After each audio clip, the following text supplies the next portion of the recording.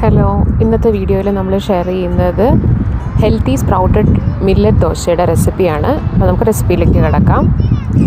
ഈ ദോശ ബാറ്ററിന് വേണ്ടി ഒരു ബൗളിലേക്ക് ആവശ്യത്തിന് പച്ചരി, ഉഴുന്ന്, ചെറുപയർ പരിപ്പ്, സാമ്പാർ പരിപ്പ്, റാഗി മില്ലറ്റ്, ഉലുവ എന്നിവ ഒരു ദിവസം മുഴുവൻ കുതിരാനായിട്ട് വയ്ക്കുക.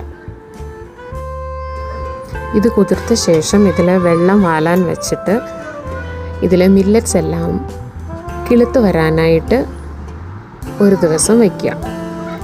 നല്ലോണം മില്ലറ്റ്സ് എല്ലാം കിളുത്ത ശേഷം ഇത് പാകത്തിന് വെള്ളം ചേർത്ത് അരച്ചെടുക്കുക. ദോശയ്ക്ക്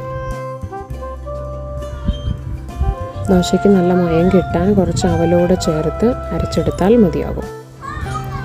നന്നായി അരച്ചെടുത്ത ശേഷം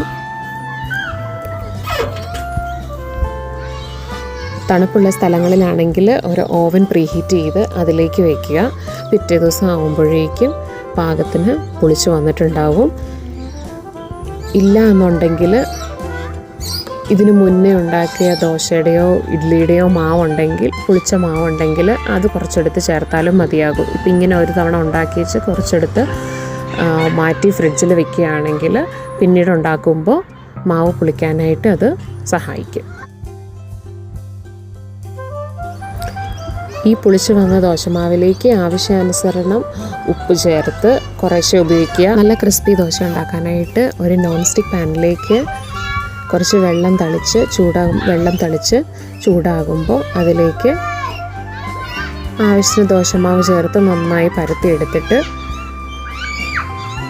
ഇഷ്ടം അനുസരണം അതിലേക്ക് നെയ്യ് കൂടി തൂവി കഴിഞ്ഞാൽ നല്ല ക്രിസ്പി ആയിട്ടുള്ള ദോശ നമുക്ക് റെഡിയായി കിട്ടും.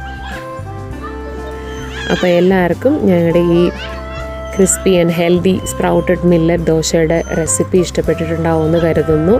എല്ലാവരും ട്രൈ ചെയ്തിട്ട് ഫീഡ്ബാക്ക്സ് അറിയിക്കുക. Thank you.